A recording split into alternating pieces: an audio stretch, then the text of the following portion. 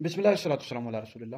ایک سوال ہمارے پاس ہے کہ یہ جو ستون کا واقعہ ہے کہ وہ ایک کھجور کا جو تنا تھا اس کا ایک ستون تھا جسے نبی کریم علیہ الصلوۃ والسلام ٹیک لگا کر خطبہ ارشاد فرمایا کرتے تھے تو وہ بہت زیادہ اس نے رونا شروع کر دیا تھا جب نبی کریم علیہ السلام کے لیے ممبر تیار کیا گیا۔ تو کیا اس طرح کا واقعہ ہے؟ یعنی بالکل یہ واقعہ بخاری شریف میں تفصیل کے ساتھ موجود ہے کہ نبی کریم علیہ الصلوۃ والسلام یعنی جب ممبر تیار نہیں ہوا تھا شروع میں کھجور کا جو تنا تھا اس کا ایک ستون تھا، اسے ٹیک لگا کر خطبہ دیا کرتے تھے۔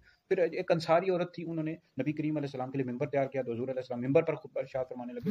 تو اب وہ جو کھجور کے تنے کا ستون تھا بہت زیادہ رونے لگا، یہاں تک روایات میں آیا کہ وہ اس طرح جیسا بچے ہوتے ہیں اور وہ بچے روتے ہیں اس طرح رونا اس نے شروع کر دیا۔ کئی یعنی جو نمازی تھے، صحابہ کرام علیہ رضوان تھے، انہوں نے اس کی آواز سنی۔ پھر حضور علیہ الصلوۃ والسلام نے اس کو اپنے سینے سے لگایا، سینے سے چمٹایا تو یہاں تک کہ وہ اس کا رونا خاموش ہو گیا، یعنی چپ ہو گیا۔ وہ یہ بخاری شریف میں تفصیل کے ساتھ واقعہ موجود ہے اور کئی روایات میں آیا کہ حضور علیہ السلام نے فرمایا اگر میں اس کو نہ یعنی چپ کرواتا، سینے کے ساتھ نہ لگاتا تو قیامت تک روتا ہی رہتا۔ تو اب اس حوالے سے شفا شریف میں یہ جو واقعہ ہے یہ کئی صحابہ کرام علیہ رضوان سے منقول ہے۔ حضرت سیدنا جابر بن عبداللہ، حضرت سیدنا انس بن مالک اور کئی صحابہ کرام علیہ رضوان سے منقول ہے۔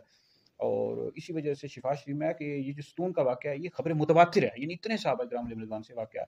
اور پھر وہ جو ستون کھجور کے تنے کا جو ستون تھا، یا تو روایات میں ہے کہ نبی کریم علیہ السلام نے اس کو اپنے ممبر کے نیچے دفن کر دیا، یا پھر نبی کریم علیہ السلام نے اس کو مسجد نبوی کی جو چھت تھی اس میں لگوا دیا۔ اب اس میں دونوں طرح کی تطبیق دی گئی ہیں۔